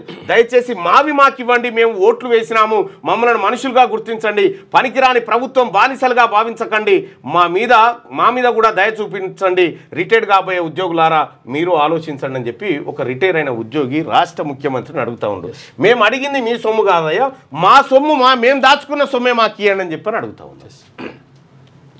ఇక ఉలిక్కిపడ్డ ఇజ్రాయెల్ బెన్ గురియన్ విమానాశ్రయాన్ని తాకిన హుతీల బాలిస్టిక్స్ క్షిపణి అంటూ ఒక వార్త ఇజ్రాయెల్కి సంబంధింగా. సిక్కులపై 1984 దాడులు తప్పే, రాహుల్ గాంధీ ఒప్పుకోవాలంటూ మనం స్టార్టింగ్లోనే ఈ అంశం గురించి మాట్లాడుకున్నాం. ఇక పాకిస్తాన్ గొంతు ఎండేలా భారత్ మరో నిర్ణయం.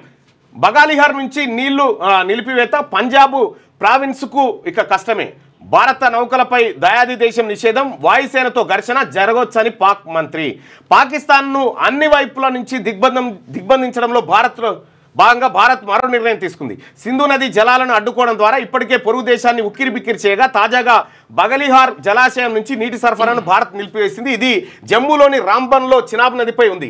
విద్యుత్ ఉత్పత్తికి ఉద్దేశించిన ప్రాజెక్ట్ నుంచి నీటిని వదలకపోవడం వల్ల పాక్లోని పంజాబ్ ప్రావిన్స్కు సాగునీరు అందడం లేదు. ఉపగ్రహ చిత్రాలు దీన్ని ధృవీకరిస్తున్నాయి. జీలం నదిపై ఉన్న కిషన్ గంగా జలాశయం నుంచి కూడా నీటిని పాక్కు వెళ్లకుండా పాకిస్తాన్కు నీటిని కట్టడి చేస్తూ ఉన్నారు తాత్కాలికంగా. దీంతో పాకిస్తాన్లో ఉన్నటువంటి పంజాబ్ ప్రావిన్స్ ఏదైతే ఉందో తీవ్రమైనటువంటి నీటి ఎద్దడిని ఎదుర్కొంటా ఉంది. అసలు ఈ బగలిహార్ ప్రాజెక్టు ఎంత కీలకమైందంటే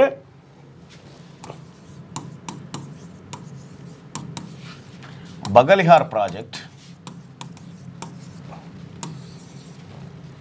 ఈ ప్రాజెక్టు 1996లో జమ్మూ గవర్నర్ లెఫ్టినెంట్ గవర్నర్ ఉండే గవర్నర్ ఆమోదం తెలిపిండు.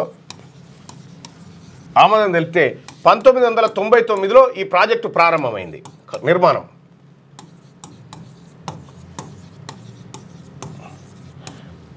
ప్రాజెక్టు నిర్మాణం ప్రారంభమైంది.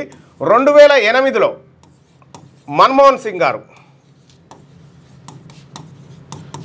సింగ్ ప్రధానిగా ఉన్నప్పుడు ఇందులో ఇది రన్ ఆఫ్ ద రివర్ అంటారు దీన్ని. వాస్తవానికి ఇక్కడ వచ్చిన నీళ్ళను వచ్చినట్టుగానే వదిలేసేటువంటి దీన్ని రన్ ఆఫ్ ద రివర్ అంటారు. అయితే మన్మోహన్ సింగ్ గారు ఇందులో 450 మెగావాట్లకు సంబంధించినటువంటి ప్రాజెక్టును జాతికి అంకితం చేసిండు. ఆ తర్వాత 2019లో నరేంద్ర మోడీ గారు మరో 450 మెగావాట్లను జాతికి అంకితం చేసింది. దీంతో జమ్మూ కాశ్మీర్తో పాటు ఇతర రాష్ట్రాలకు విద్యుత్ ఉత్పత్తి జరుగుతూ ఉంది. ఈ ప్రాజెక్టు మొత్తం 144 అడుగుల పొడుగు ఉంటుంది, మీటర్ల పొడుగు ఈ ఆనకట్ట ఉంటుంది. సో ఇది జరిగినటువంటి దీని ద్వారా ఇక్కడ మనకు జల విద్యుత్ ఉత్పత్తి అవుతుంది. నీళ్లు కిందికి పోయి పాకిస్తాన్లో పారుతుంది అన్నట్టు. అయితే మనం ఇక్కడ జల విద్యుత్ ఉత్పత్తి చేయడం అనివార్యం. సో తాత్కాలికంగా ఆపినా శాశ్వతంగా ఆపేటువంటి పరిస్థితి ఉండదు. కాకపోతే తాత్కాలికంగా పాకిస్తాన్ని ఇబ్బంది పెట్టేటువంటి క్రమంలో ఈ నిర్ణయం తీసుకున్నట్టుగా కనిపిస్తూ ఉంది. యంత్రాంగం అప్రమత్తంగా ఉందో లేదో తనిఖీ చేద్దామని వచ్చా అని వర్షం అడుగుతూ ఉందట ఏపీలో వర్షాలు. రైట్గా ఇది ఈనాడు దినపత్రికలో ఉన్నటువంటి వార్తలు. అయితే ఇక ఒకసారి వెలుగు దినపత్రికలో ఉన్నటువంటి వార్తల్ని చూద్దాం. వచ్చే 4 రోజులు ఈదురుగాలులు వానలు, పలు జిల్లాలకు ఆరెంజ్ అలర్ట్. రాష్ట్ర ప్రభుత్వం పెట్టుకున్నటువంటి కొనుగోలు టార్గెట్ ఏదైతే ఉందో అందులో ఇప్పటికీ 40% కూడా పూర్తి కాలే. ఐకేపీ సెంటర్ 40% కూడా పూర్తి కాలే. రైతులు అరిగోసపడతా ఉన్నారు.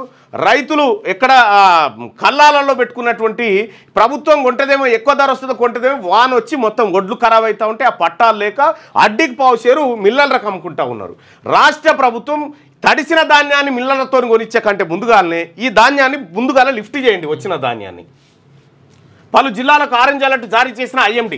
గంటకు 40 నుంచి 50 కిలోమీటర్ల వేగంతో గాలులు వీచే అవకాశం. ఉత్తర తెలంగాణలో మండుతున్న ఎండలు. నిజామాబాద్, నిర్మల్లో 45 డిగ్రీల పైనే టెంపరేచర్లు. పలు జిల్లాల్లో అకాల వర్షం. రైతన్న ఆగమవుతున్నటువంటి పరిస్థితిగో వర్షపు నీళ్ళలో ఆదివారం కురిసిన అకాల వర్షానికి సిద్దిపేట మార్కెట్ యార్డ్లో వరద కొట్టుకుపోయిన వడ్లను ఎత్తుకుంటున్న రైతుల గోస చూడరు. అంత కష్టపడి పనిచేసిన రైతన కళ్ళ ముంగట వర్షంలో పంట కొట్టుకపోతే ఎంత బాధ ఉంటుంది. సార్. ఇజ్రాయెల్ ఎయిర్పోర్టుపై హౌతీల మిసైల్ దాడి. ఇక యెమెన్ నుంచి హౌతీల ప్రయోగించిన మిసైల్ ఇజ్రాయెల్ ఎయిర్పోర్ట్ ప్రధాన టెర్మినల్ సమీపంలో పడింది. ఈ మిసైల్ దాడిలో 8 మంది గాయపడ్డారు. మిసైల్ పడిన చోట 25 మీటర్ల గుంత పడింది. యెమెన్ నుంచి హౌతీలు ప్రయోగించినటువంటి మిసైల్ ఇజ్రాయెల్ ఎయిర్పోర్టు ప్రధాన టెర్మినల్ సమీపంలో పడిందట. రైట్గా వీడీసీల దాదాగిరి. వీడీసీ అంటే విలేజ్ డెవలప్మెంట్ కమిటీ అని లంగ కమిటీలు ఇవన్నీ ఈ నిజామాబాదు, ఆదిలాబాదు ఇటు బట్టి ఊర్లలో విలేజ్ డెవలప్మెంట్ కమిటీల అరాచకాలు. ఇసుక వేలం నుంచి కోడిగుడ్ల అమ్మకాల దాకా వసూళ్ల పర్వం. దేనికైనా కప్పం కట్టాల్సిందే. మాట వినకపోతే బహిష్కరణలు. స్థానిక ఎన్నికల్లోనూ ఆడిందే ఆట, పాడిందే పాట. ఏ చిన్న పని జరగాలన్నా కమిటీ సభ్యులు ఓకే చేస్తేనే. కేసులు పెట్టినా, పోలీసులు హెచ్చరించినా డోంట్ కేర్.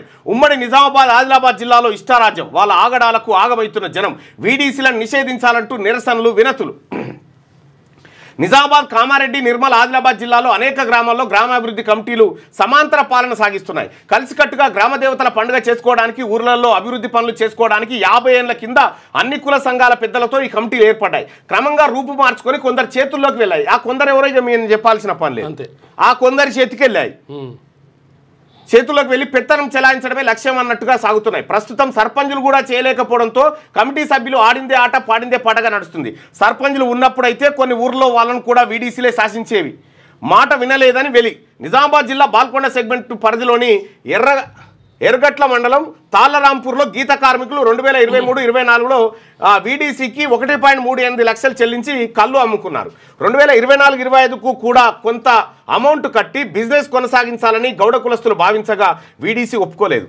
మొత్తం ఈత చెట్లను తమకే అప్పగించి తమ కింద పనిచేయాలని హుకుం జారీ చేసింది. ఈ నిర్ణయాన్ని ఒప్పుకోకపోవడంతో 53 మంది గీత కార్మిక కుటుంబాలను అక్టోబర్ 15న బహిష్కరించింది. ఈ బహిష్కరణ ఇంకా అమలవుతూనే ఉంది. వారికి ఎవరు ఎలాంటి సాయం చేయొద్దని, కిరాణా షాపులు, హోటళ్లలోకి రానివద్దని ఆదేశించింది. చివరికి శ్రీరామనవమి నాడు గుడికి వెళ్లిన గౌడ మహిళను కుంకుమార్చన చేయకుండా వెళ్ళగొట్టేసింది వీడీసీ. అట్ట ఎవడరా ఈ వీడీసీ? ఇప్పుడు మొన్న చెప్పు తీసుకొని కొట్టిన ఎవడన్నా వీడీసీ అంటే వీళ్ళని నిజంగా నక్సలేట్లుంటే వీడీసీ గాలని ఎత్తుకపోరు ఆడున్నారు. వీళ్ళు ఏమీ లేదు. ఆడ కూర్చొని ఊరు చివరస్తా కాడ కూర్చొని సర్పంచ్ కూడా పనికిరాడు. ఇక వీడు చెప్పిందే వీని మాట వినకపోతే కథం. వీడెవడు మళ్ళా మీకు ఎరికే కదా వాడు ఎవడుంటాడో. వీడీసీలకు వ్యతిరేకంగా జేఏసీ. నిజామాబాద్ జిల్లా ఆర్మూర్, బాల్కొండ సెగ్మెంట్లో 221 విలేజ్ల్లో వీడీసీల డామినేషన్ విపరీతంగా ఉంది. 221 విలేజ్ల్లో ఆర్మూర్ టౌన్ మున్సిపాలిటీగా మారాక విలేజ్ డెవలప్మెంట్ కమిటీ పేరు సర్వ సమాజ్ కమిటీ పేరు మార్చుకుందట. వీడీసీ సర్వ సమాజ్ కమిటీల ఆగడాలతో విసిగి బేజారైన బీసీ కులాలన్నీ జేఏసీగా ఏర్పడ్డాయి. బీసీ కులాలు బాధితులు అంటే ఎవడన్నట్టు వీడీసీ కాడున్నది అర్థం చేసుకోరు మీరు. బీసీ కులాలన్నీ జేఏసీగా ఏర్పడ్డాయి. ఏప్రిల్ 29న ఆర్మూర్లో జేఏసీ సభ్యులు భారీ ర్యాలీ నిర్వహించి ఆర్డీఓ రాజాగౌడ్కు వినతి పత్రం ఇచ్చారు. వీడీసీలను నిషేధించడం పండబెట్టి తొక్కురి ఊర్ల పోటీ వీడీసీ కనిపిస్తే వాస్తవం. ఇయాటి నుంచి 28 మండలాల్లో భూభారతి. రాష్ట్రంలోని 28 జిల్లాల్లోని 28 మండలాల్లో సోమవారం రెవెన్యూ సదస్సులతో పాటు భూభారతిని కూడా ప్రారంభించనున్నట్లు రెవెన్యూ శాఖ మంత్రి పొంగులేటి శ్రీనివాసరెడ్డి ప్రకటించారు.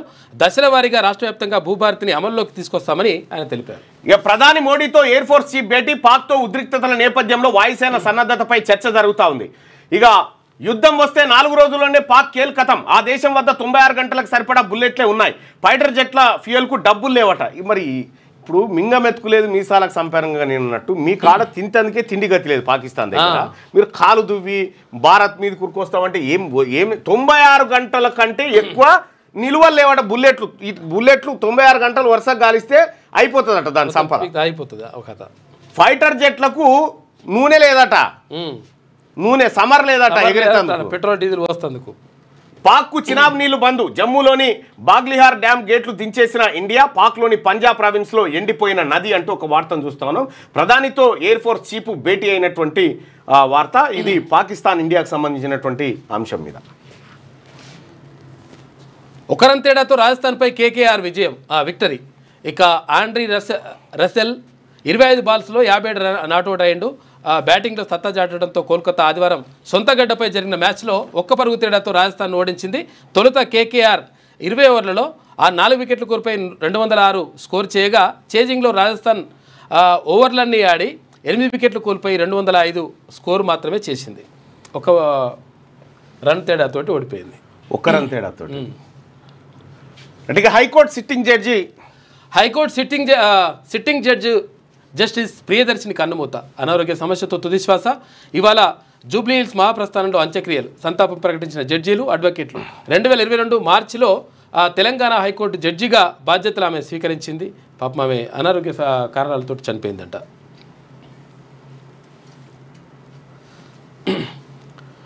సూపర్ స్పెషాలిటీ దవాఖాన్లుగా 3 teams. Alwal teams neuro, Telangana Institute of Medical Science పెట్టిరు కదా అది అవన్నట్టు. సూపర్ స్పెషాలిటీ దవాఖాన్లుగా 3 teams. Alwal teams neuro, Sanath Nagar teams కార్డియాకు, కొత్తపేట టీమ్స్ గ్యాస్ట్రోఎంట్రాలజీ కోసం కేటాయించారట. అయితే ఇవి గతంలో కేసీఆర్ హయాంలో టెండర్లు పిలిచి కేంద్ర ప్రభుత్వ నిధులు కూడా ఉన్నట్టుంది. దాని ద్వారా ఈ కార్యక్రమాన్ని చేశారు. ఇక్కడ హైదరాబాద్లో నిర్మిస్తున్న 3 టీమ్స్ దవాఖాన్లు సూపర్ స్పెషాలిటీ ఆసుపత్రిగా అందుబాటులోకి తేవాలని రాష్ట్ర సర్కార్ నిర్ణయించింది. మరి ఇవి సూపర్ స్పెషాలిటీ తెస్తే మరి మీ వాళ్ళే ఉన్నాయి కదా, కామినేన్లు, అపోలోలు, యశోదలు, ఇవన్నీ మూతనేనా? వీటిని వండబెడతారు వట్టిగానే. వీటికి నిధులు లేకుండా ఇవి తూతూ మంత్రంగా పెట్టి క్లోజ్ చేస్తారు అన్నట్టు. మరి ఎందుకు కడుతున్నారంటే కట్టినందుకు కమిషను, బిల్డింగులు, పైసలు, అది వేరే కథ. గీడ బీబీ నగర్ దగ్గర ఎయిమ్స్ ఆసుపత్రి ఉంది. AIIMS All India Institute of Medical Science. నిమ్స్ను ఎయిమ్స్ చేసిరు. దాన్ని పూర్తి స్థాయిలో సేవలు ఇంకా అందుబాటులోకి రాలే. ఎప్పుడు రాజశేఖర్ రెడ్డి గారు ముఖ్యమంత్రిగా ఉన్నప్పుడు తీసుకున్నటువంటి నిర్ణయం. కడపలోది ప్రారంభమైంది, ఇక్కడ కాలే. ఇక్కడ ఎందుకు కానియలే అంటే మరి ఆ వరంగల్ నుంచి, కరీంనగర్ నుంచి, లేకపోతే ఇటు ఖమ్మం నుంచి, ఈ ప్రాంతాల నుంచి సీరియస్ ఉన్న పేషెంట్లు తక్కువనొచ్చి సర్కారు దవాఖానలో అద్భుతమైన ట్రీట్మెంట్ తీసుకుంటే మరి యశోద ఎట్లా నడవాలి, కిమ్స్ ఎట్లా నడవాలి, ఇవన్నీ ఎట్లా నడవాలి, అపోలో గిపోలో. కాబట్టి ఏం చేయాలి, దీన్ని బండబెట్టాలి, దీన్ని పక్కకు పారేయాలి.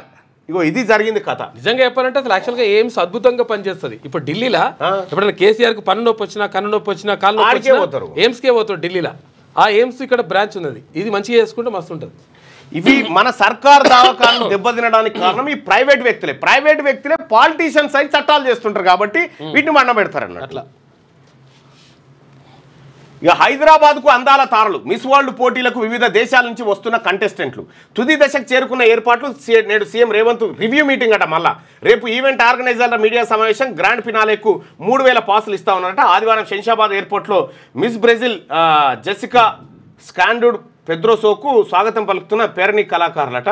ఇక వాళ్ళని మిస్ వరల్డ్ పోటీలకు ఇక ఇట్లా ఈ రకంగా తీసుకొస్తా ఉన్నారు. దీని మీద చాలా ఇంట్రెస్ట్ పెట్టిండు రేవంత్ రెడ్డి గారు. ఈ కులగణన మీద ఒక రివ్యూ లేదు, ఏమైందని అడిగింది లేదు. కానీ ఇప్పుడు రెండో రివ్యూ. నేడు CM Revanth Reddy review meeting. రేపు ఈవెంట్ల ఆర్గనైజర్ల మీడియా ఇవాళ ప్రపంచ సుందరి పోటీల మీద రెండోసారి రివ్యూ ముఖ్యమంత్రి. ఇది పెట్టాలి కానీ గదెందుకు పెట్టలేదు మరి? ఇది ఈ హైదరాబాద్ అసలు ఈ ప్రపంచ సుందరి ఆమె జరంతా ఇటు ఉందా చూడరావు? అవుగా, ఎవరు లేదు ఆమె అంతా ఇటు. అయితే విషయం ఏంటంటే అసలు వీళ్ళని ఎట్లా సెలెక్ట్ చేస్తారు? అందాల పోటీలలో పాల్గొనేటోళ్ళని ఎట్లా అందం ఆధారంగా సెలెక్ట్ చేస్తారా? కాదు.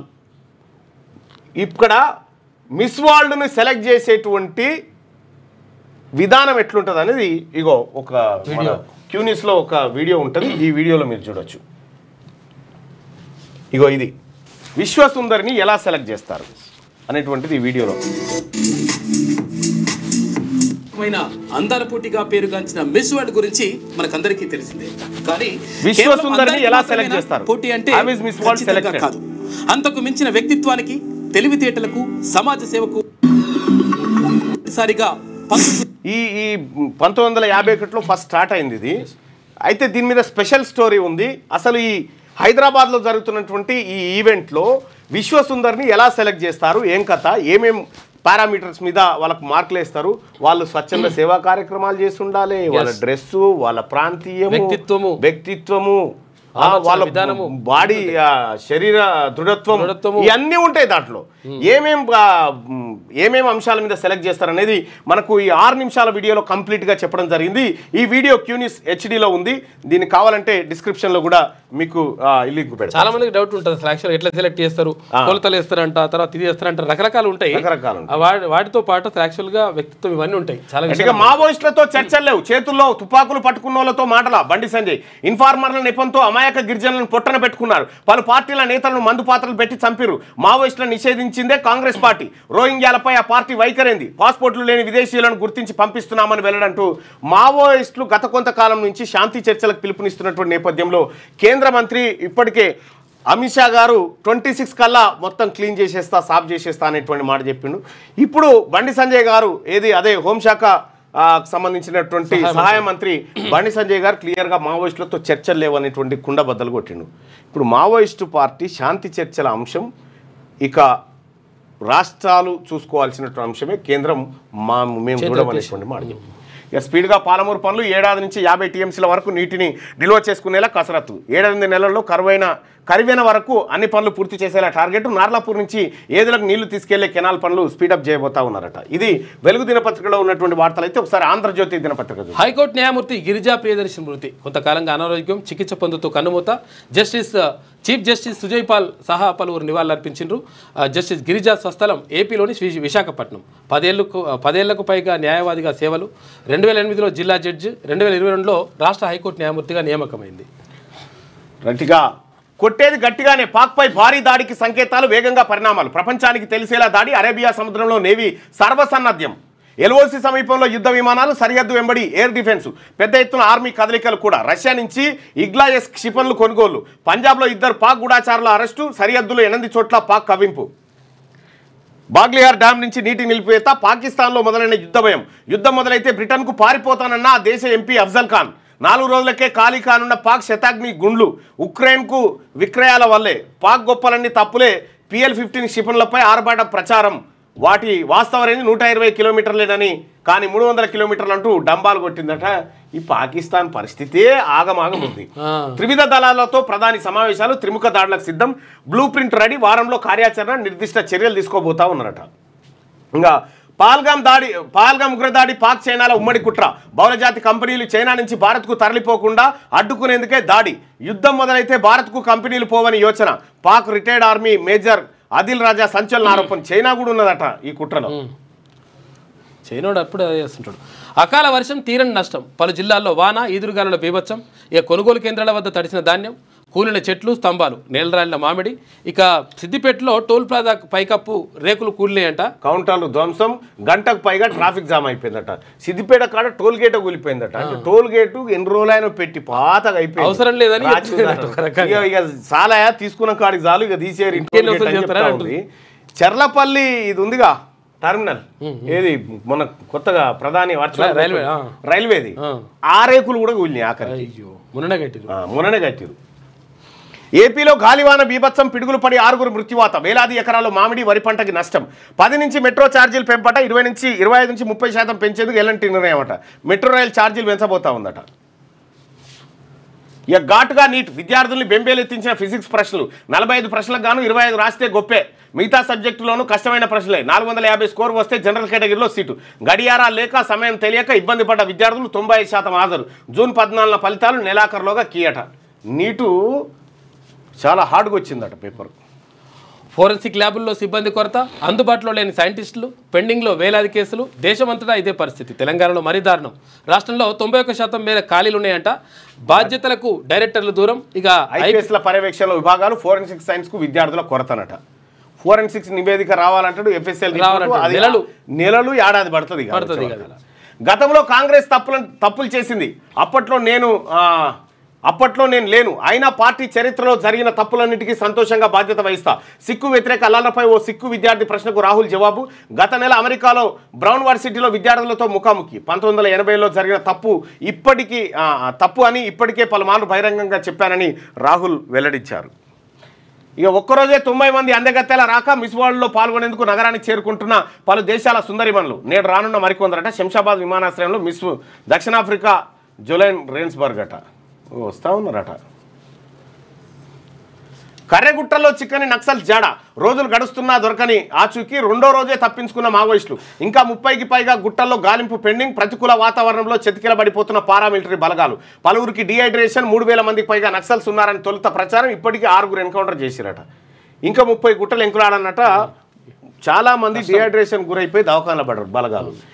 మావోయిస్టుల కంటే ఎక్కువ వీళ్ళకే నష్టం జరుగుతుంది. అవును, మావోయిస్టులతో చర్చల ప్రసక్తి లేదు. తుపాకీ వీడాల్సిందే, పోలీసులకు లొంగిపోవాల్సిందే. కేంద్ర హోంశాఖ సహాయ మంత్రి బండి సంజయ్. ఇక ఎన్నికల సేవలన్నీ ఒకే వేదికపైకి. త్వరలోనే అన్ని అంశాలతో ఈసీఐ నెట్టు కేంద్ర ఎన్నికల సంఘం ఆధ్వర్యంలో సిద్ధమవుతున్న సరికొత్త డిజిటల్ వేదిక. ఒకే గొడవ కిందకు 40 అప్లికేషన్ రాబోతున్నాయట. ఇగో పాక్కు సైనిక రహస్యాలు అందజేస్తున్నారట ఇద్దరు. వాళ్ళిద్దరిని నిన్న పోలీసు వాళ్ళు అరెస్ట్ చేశారు. అసలు గట్టిగా ఒకసారి శనార్థి తెలంగాణలో ఉన్నటువంటి వార్తలు చూద్దాం. చర్చలకు రెడీ, సమస్యల పరిష్కారానికి చర్యలు తీసుకుంటాం. ఆర్టీసీ కార్మికులు తొందరపడద్దు, అందరూ సమన్వయం పాటించాలి. ఎప్పుడు వచ్చినా చర్చించేందుకు సిద్ధంగా ఉన్నాం, మంత్రి పొన్నం ప్రభాకర్ అంటున్నారు. అకాల వర్షాలతో అన్నదాతలు ఆగమాగం. పలు జిల్లాలో వానల బీభత్సం, రైతులకు తీరని నష్టం. భారీగా దెబ్బతిన్న పంటలు. వడగండ్ల వానతో రాలిపోయిన వడ్లు, ఐకేబీ సెంటర్లోనూ తడిసిన ధాన్యం. పాలిథిన్ కవర్ లేక రైతుల అవస్థలు. 3 ఏళ్ల నుంచి పాలిథిన్ కవర్లు ఇవ్వడం బంద్. రైతుల పరిస్థితిని చూసి చలించడం వలన అన్నదాతలతో వీడియో కాల్స్. రాష్ట్ర ప్రభుత్వం ఆదుకోకపోతే ఆర్థికంగా రైతులు మరింత చితికిపోయే అవకాశం ఉంది. ఎక్కడ చూసినా బీభత్సం, రైతులు కన్నీరు పెడతా ఉన్నారు. మరి ఈ అందాల పోటీలు జరిసేపు ఆ రివ్యూ పక్కకు పెట్టి ఈ రివ్యూ చేయి ముఖ్యమంత్రి గారు.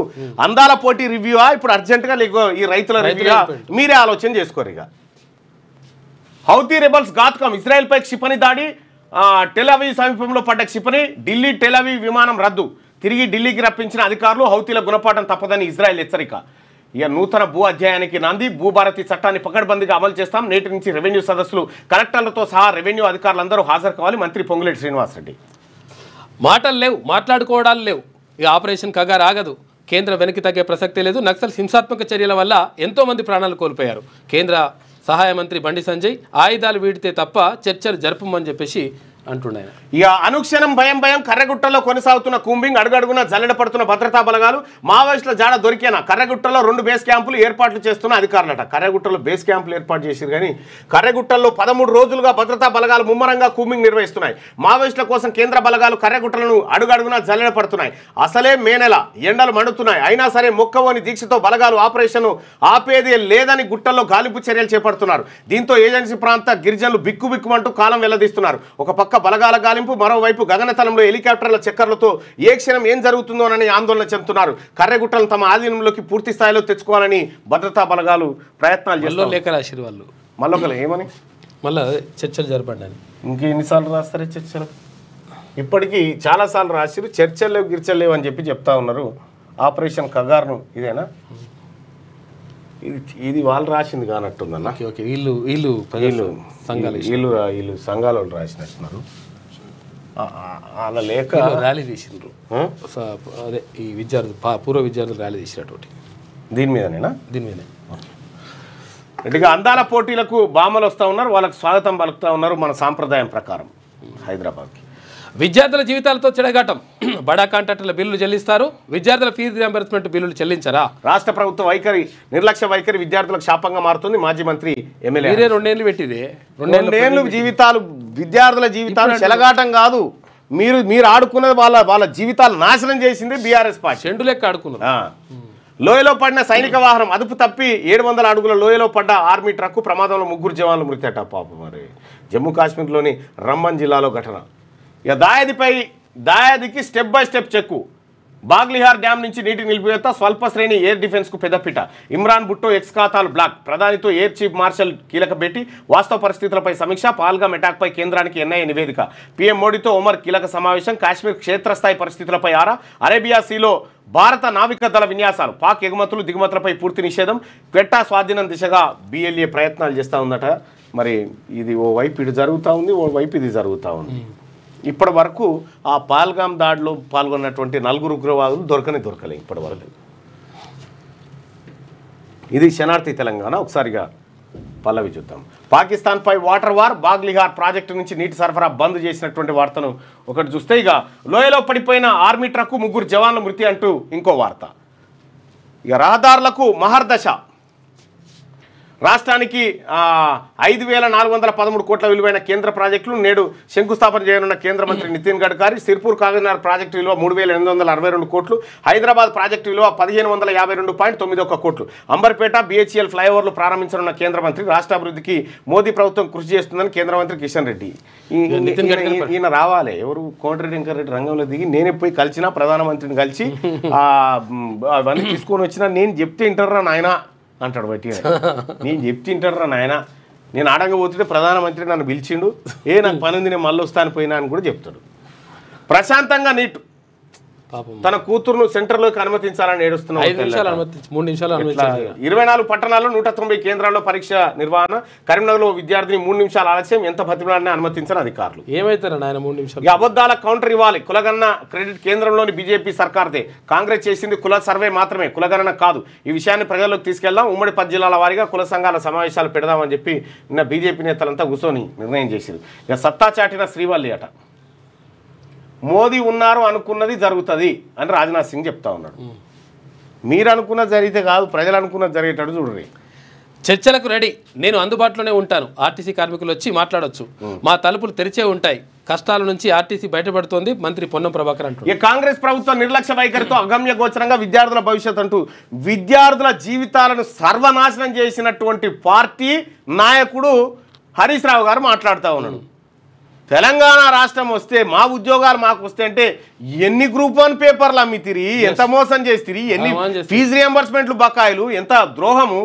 ఒక్కటే హరీష్ రావు గారు ఇప్పుడు మళ్ళా మేకవన్నే పులి లెక్క మాట్లాడితే ఎట్లయితుంది? అప్పుడేమైంది మరి? అప్పుడు ఉన్నప్పుడు ఏమైంది? మాటలు లేవు, మాట్లాడుకోవడాలు లేవు, మావోయిస్టులతో చర్చలు లేవని చెప్పి కరాఖండిగా బండి సంజయ్ గారు చెప్పినటువంటి మాటను చూడొచ్చు. ఇక్కడ యోగా గురువు శివానంద కన్నుమూత, నువ్వు యోగా చేయి, ఇంకేమైనా చేయి, మరణం తప్పది అంతే. జననం మరణం కఠోర సత్యం అంతే.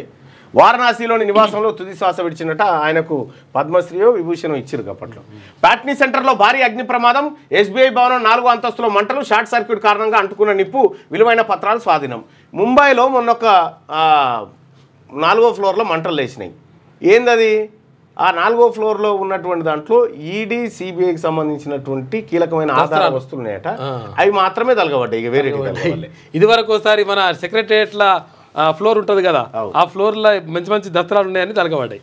దక్షిణ తెలంగాణ కేసీఆర్ అన్యాయం చేశారు. గత ప్రభుత్వం కాళేశ్వరం పైన దృష్టి పెట్టింది. SLBC దేవాదుల పూర్తి చేయడం విఫలం. పాలమూరు రంగారెడ్డి కలవగుర్తి నెట్టెంపాడు భీమా ప్రాజెక్టుల విషయంలోనూ తీవ్ర నిర్లక్ష్యం. మంత్రి ఉత్తమ్ కుమార్ రెడ్డి ఆరోపణ అంటూ. ఉత్తమ్ కుమార్ రెడ్డి గారు ఎన్ని ప్రాజెక్టులు కడతారు ఇరిగేషన్లు?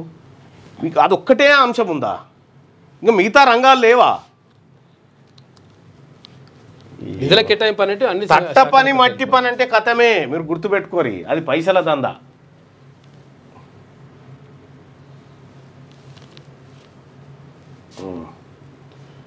జన్యు మార్పిడి వరి వంగడాల ఆవిష్కరణలో పాక్ వద్ద అడుగంటిన ఫిరంగి గుండ్లట. ఇవి లోపల ఉన్నటువంటి అబ్బో ఇదేంది?